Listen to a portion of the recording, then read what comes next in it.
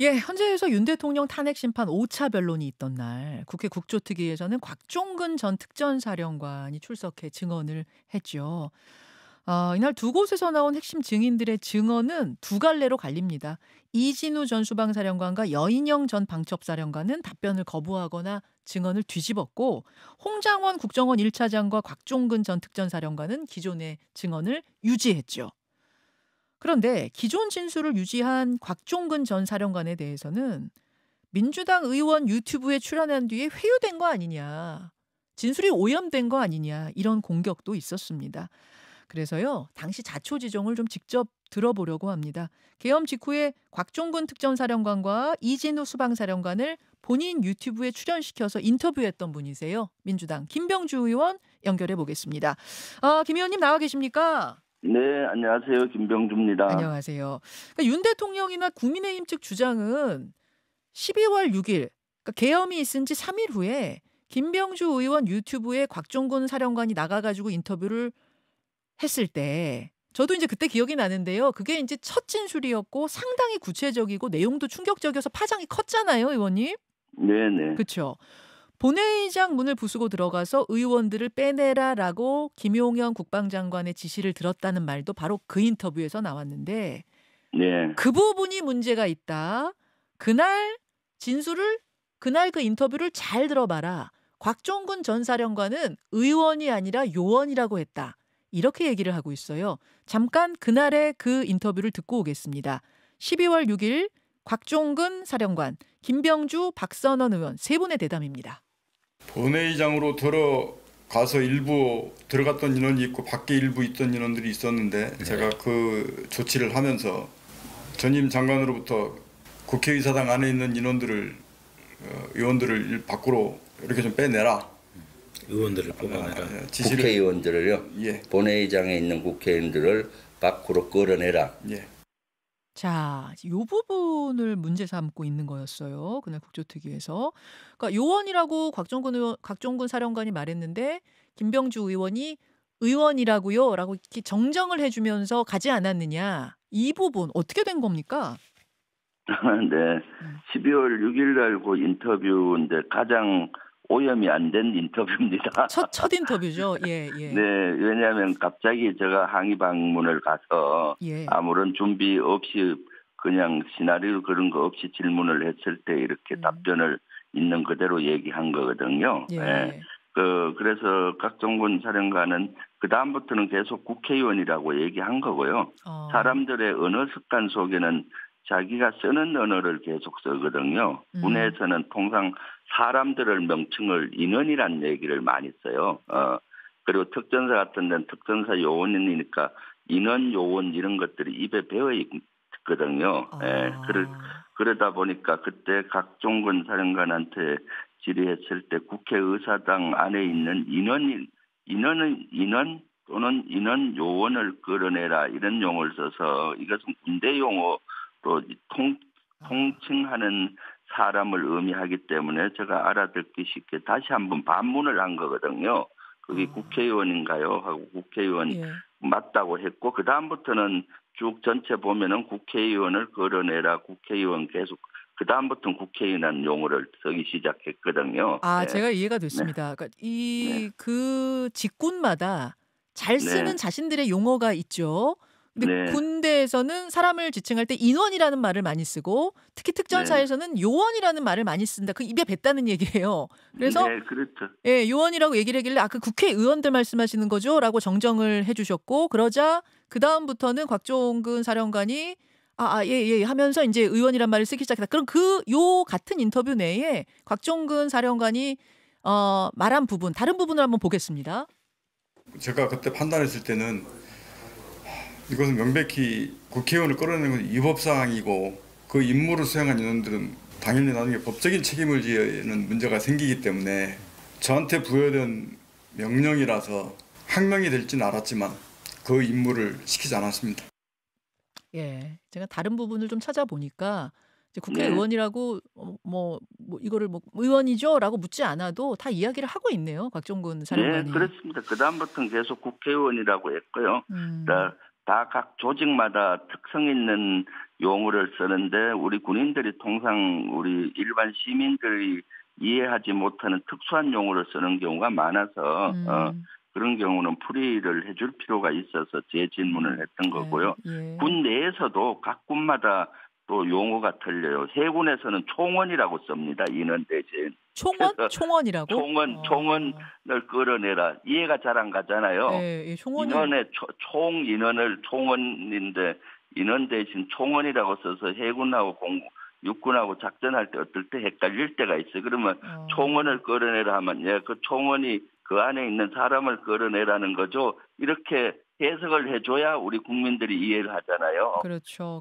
네. 알겠습니다. 그런데 마치 그것을 진짜 그 국제적인 코미디죠. 그걸 가지고 마치 국회의원을 끄집어내라고 한 거고. 그리고 그때 이제 육군 국방부 장관이 특전사령관한테 전화하는 그 시점은 특전사 요원은 국회의사당 그 본회의장 안에 아무도 없었어요. 국회의원만 있었지. 제가 그것도 질문 드리고 싶었어요. 그러니까 어떤 분들 중에는 거기에 지금 국회의원만 있는 게 아니라 실제로 요원들도 섞여 있었던 시점이다 이런 얘기를 하던데 그때 본회의장 안에 요원 없었죠? 없었죠. 전혀 없었고 국회의원들만 있었고 그때는 기자들도 통상 평소 같으면 2층에 기자도 출입을 시키잖아요. 그런데 그 당시에는 아예 보좌진하고 국회 사무처에서 본회의장은 완전히 막고 국회의원들만 들어오게 했거든요. 맞습니다. 왜냐하면은 누군지 모르니까요. 저 그때는 다 생중계로 국민들도 보고 있었기 때문에 저도 보고 있었기 때문에 그 상황을 다 아는 상황이어서 이것이 거기 의원들밖에 없는데 무슨 의원 아닌 다른 사람을 빼낼 수가 있는 상황이 아니었다. 그런 말씀이세요. 그리고 또 특전사 요원을 빼내라고 하면 뭐 요원을 왜 빼냅니까? 요원들 철수 명령만 내리면 되죠. 철수해라 명령 내리면 되는데 왜 특전사 요원이 자기 요원을 끄집어냅니까? 명령하면 되는 거지. 예. 근데 이제 국민의힘이나 윤 대통령 측에서는 이런 의문도 좀 제기합니다. 뭐냐면 민주당 의원들이 혹시 공익신고자로 뭐 추천해주겠다 이런 식으로 회유했던 건 아니냐. 이 곽종근 사령관도 그렇고 뭐 홍장원 차장도 그렇고 그래서 지금 진술이 오염된 건 아니냐 이런 반론도 제기하는데 그 유튜브 출연 계기는 어떻게 되나요? 사정은 어떻게 됐습니까? 네, 그것은 사실 유튜브 출연이라기보다는 12월 3일하고 4일 날 비상계엄을 했지 않습니까? 4일 날. 그리고 12월 5일 날 국방위가 열렸습니다. 그때 이제 국방위에서는 특수전사령관, 수방사령관, 방첩사령관 핵심 요원들을 증인으로 부르려고 했는데 우리 민주당에서는 국민의힘에서 반대를 해서 열리기는 했지만 국방차관하고 계엄사령관만 달랑 온 겁니다. 그러니까 제대로 된 그런 것들을 확인을 못했던 상태였고 12월 6일쯤은 대단히 2차 비상계엄을 하지 않을까 국민적인 우려가 아주 많을 때였습니다. 그래서 이대로 둬서는 안 되겠다 해서 민주당 국방위 차원에서 항의 방문을 하고 이런 확답을 좀 받아야 되겠다. 이런 상황에서 다시 비상계엄에 관여할지. 그래서 제가 국방위 소속 박선원 의원과 같이 가게 됐던 거고요. 항의 방문을. 근데 마침 항의 방문을 갔지만은 좀 두렵더라고요. 왜냐하면은 비상계엄까지 했는데 저희들을 억류한다든가 어떤 일을 저지를 수도 있잖아요. 그래서 이래서는 안 되겠다. 유튜브 라이브라도 틀고 정문에서 틀기 시작을 했죠. 그래서 항의 방문한다가 무슨 일이 있으면 빨리 좀 신고 좀 해주세요 하고 시청자들한테 하는 상태에서 한 거고 다행히 한 20분 후에 특수전 사령관이 나왔더라고요. 나와서 그 항의를 하고 국민적인 의혹이 있고 이거 있으니까 몇 마디만 한번 물어보겠다 하니까 적극적으로 응하더라고요. 그럼 즉석 만남이었어요? 그게? 사전에 뭐가 얘기가 된 게 아니었어요? 네. 즉석으로 항의 방문 가서 한 거죠. 네. 아까 인터뷰 자체도 즉석 인터뷰였던 겁니까, 그러면? 네, 그렇습니다. 알겠습니다. 김병주 의원. 그래서 지금 돌이켜 보면은 그 당시 인터뷰가 가장 오염이 안 된 겁니다. 왜냐하면 그때는 수방사령관이든 특수전사령관이든 변호사나 이런 걸 쓰지도 않았었고요.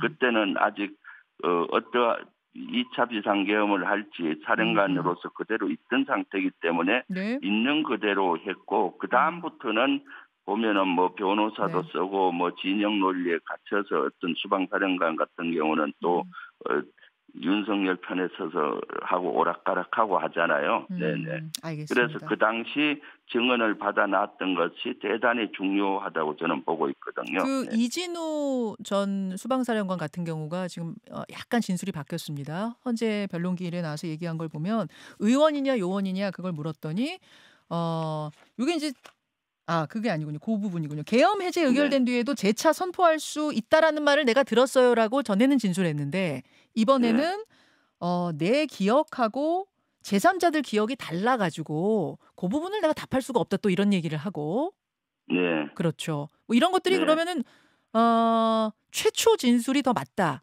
그 사이에 뭐 네. 변호사들의 조력을 받는다든지 이런 부분이 좀 더해졌을 거라고 보세요. 네, 이진우 사령관 인터뷰도 12월 6일 날 바로 있었죠. 이어서 했잖아요. 특전사령관. 예. 특전사령관 인터뷰를 끝나고 수방사로 바로 이제 항의 방문을 가고 있었는데 그 당시 예. 수방사 참모로부터 전화가 왔습니다. 저한테 수방사로 좀 와주면 안 되겠냐고 사령관이 특전사령관 인터뷰를 보고 본인도 해서 진실을 얘기해야 되겠다. 움직이고 있는데 먼저 전화가 왔어요. 그쪽에서 우리도 하겠다고? 네네. 그런 거였군요. 예, 그래서 가서 거기서 욕을 해. 사실 무작정 저희는 항의 방문 가서 시도를 해보려고 했는데 예. 가는 중간에 수방사령관이 아마 특전사령관 인터뷰 내용을 다 봤더라고요. 라이브를 보고 있었군요. 네, 본인도 진실을 밝혀야 되겠다. 그렇게 해서 가서 만나게 된 거고 그래서 한 30분 인터뷰를 했고 그때는 국민께 죄송하다고 하면서 실제 대통령하고도 전화가 있었고 이런 걸 자세히 얘기를 했었거든요. 근데 왜 이렇게 바뀐 거예요, 진술이? 그러니까 그 다음부터는 제가 봤을 때 변호사의 조력을 받고 본인도 그 형을 받는 것이 명확하니까 어떻게 하면 형을 감할지 이런 거와 그 다음에 요새 또 극우들이 뭐 주장하는 또 윤석열이가 주장하는 저런 논리 그쪽으로 갔을 때 본인에게 유리하다고 판단을 하는 것 같아요. 그래서 이거 비상계엄은 헌법적으로 문제가 없다. 그리고 자기는 지시를 받았기 때문에 문제가 없다. 이런 논리로 갔을 때 본인에게 유리하다고 생각을 해서 그런지 이렇게 왔다 갔다 하는 거죠. 예. 그래서 지금이야말로 오염된 진술이 저는 많다고 봅니다. 네. 예. 이와 별개로 비상계엄 사태의 핵심 인물로 꼽히는 노상원 전 정보사령관 현직 시절에 함께 근무했던 사람의 충격 증언이 또 그날 있었어요. 노 전 사령관이 임무를 끝낸 요원들을 폭사시켜 제거하라는 지시를 과거에 내린 적이 있었다. 뭐 이런 노상원 전 사령관이 어떤 인물인가에 관한 증언이었는데 이거 한번 듣고 올까요? 임무 끝나고 요원들을 제거하라고 폭사시키라고 해서 폭사. 그래서 폭사의 방법이 그 원격 폭파 조끼를 입혀가지고 그 앞에서는 얘기를 안 했는데 속으로는 뭐 굉장히 좀 그 쌍욕 같은 게 나왔고. 예, 이번에 그런 주장은 아니고 과거에 HID 부대원들 임무 끝나면 폭사시켜라라는 명령을 한 적이 있었다. 물론 그게 실행이 안 됐기 때문에 폭사는 없었지만 그래서 황당했던 일이 있다. 이런 증언이었는데요. 김병주 의원님, 뭐 군에 계셨던 분이시니까 요런 상황이 어떤 상황으로 이해하면 됩니까? 이것은 진짜로 천인공노할 일이죠. 군인은 끝까지 부하가 목숨 걸고 임무 수행하면은 라이언 일병 구하기처럼 끝까지 책임지고 구해오는 것이 군의 사명이잖아요. 예. 그런데 목숨 걸고 2016년도에 특수임무를 계획하면서 목숨 걸고 갔던 HID 요원들을 폭파 조끼를 입혀서 자기들 필요에 의해서 폭파시켜서 제거하겠다는 거 아닙니까? 이것은 천인공노할 일이고요. 이런 일은 있을 수도 없는 겁니다. 제가 군 출신으로서. 이것이 노상원의 성격이나 노상원이 어떤 사람인지를 잘 보여주는 사건이라서 이 16년도는 노상원이가 정보사령관을 했고 그 바로 직속 밑에 HID 부대장이 증언을 한 거거든요. 그래서 본인도 이거 너무나 황당하고 분노스러워서 지금도 치를 떤다 그러더라고요. 그래서 이번에 국정조사에 나와서 이거를 증언을 했고 그래서 본인은 노상원 수첩에 있는 뭐 사살이니 수건이 이런 것들이 노상원이면 충분히 백령도 작전을 할 수 있는 인물이다. 그래서 이 16년도 사건을 가지고 예를 들어서 설명을 한 겁니다. 그렇게 되는 거군요. 네. 알겠습니다. 오늘도 국회에서는 국조특위 3차 청문회가 열리고 헌재에서는 6차 변론기일이 열립니다. 지금 6차 변론기일 출석을 위해서 윤 대통령이 헌법재판소로 이동 중이다. 이런 이야기가 나오는데요. 국회 국조특위 청문회 오늘도 김 의원님 출석하시죠? 네네. 예, 오늘도 출석하고요. 오늘은 최상목 권한대행이 오늘 출석합니다. 예. 그래서 오전에는 최상목 권한대행에 대한 질의가 집중될 것 같고 예. 오후에는 또 여러 가지 일이 될 것 같습니다. 알겠습니다. 여기서 제가 한 가지만 더 말씀드리면은 시간이 한 5초밖에 안 남아서 유튜브로 김병주 의원과의 인터뷰는 바로 좀 이어보겠습니다. 김병주 의원님 나와 계시죠? 네. 제가 이제 마무리하려고 하는데 마지막에 중요한 이야기를 하시다가 시간이 다 돼서 네. 라디오는 좀 그렇습니다. 이해해 주십시오. 네. 예. 그렇습니다. 마저 마무리를 좀 해주실까요? 그러니까 오늘 헌재에서는 오늘이 벌써 6차죠. 6차 변론기일이 열리고 국회에서는 국조특위 청문회가 있는데 최상목 권한대행이 나오고 오후엔 또 주요 증인들이 많이 나온다고 하셨어요. 네네. 예. 어떤 부분들 주목하면 될까요? 오전에는 아마 최상목 권한대행에 대한 그것이 집중될 것 같고요. 예. 특히 받은 문건 있지 않습니까? 예비비 확보하라는 문건. 예. 거기에 대해서 집중적으로 질의가 될 것 같고 오후에는 뭐 여러 의원들마다 다르지만은 저는 안보실에 근무하는 HID 요원이 이번에 나옵니다.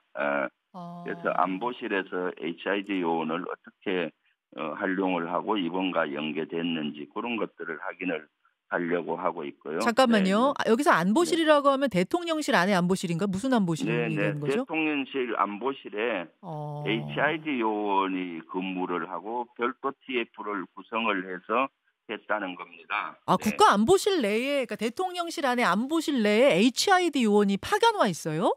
네네. 그렇군요. 어떤 증언들을 하는지 살짝 좀 힌트를 주실 수 있습니까?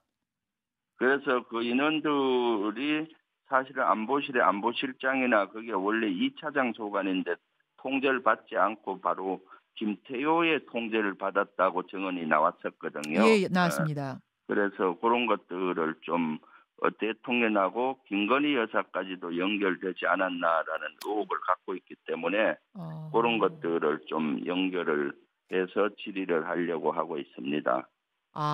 김태효, 김건희 여사까지 쭉 연결되는 그 라인으로 HID가 명령을 받아서 움직이지 않았는가에 관한 진술. 이번에 HID가 비상계엄 때 전면에 등장을 했잖아요. 예.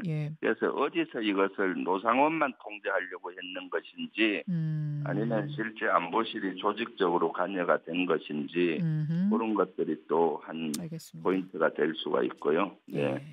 알겠습니다. 오늘 그 내용은 오후쯤에 나오는 건가요? 네네. 오후쯤에 주로 오전에는 최상목 권한대행이 오전만 있는 걸로 거의 돼 있어서 알겠습니다. 최상목 권한대행에 대한 질의가 오전에는 집중될 걸로 보입니다. 하루 종일 최상목 권한대행 아무래도 바쁘니까 오전하고 오후 초에만 있을 것 같고요. 네. 그나저나 그 최상목 대행의 쪽지요. 그 쪽지는 최상목 대행만 받은 게 아니라 그러니까 여럿이 받은 건 맞아요?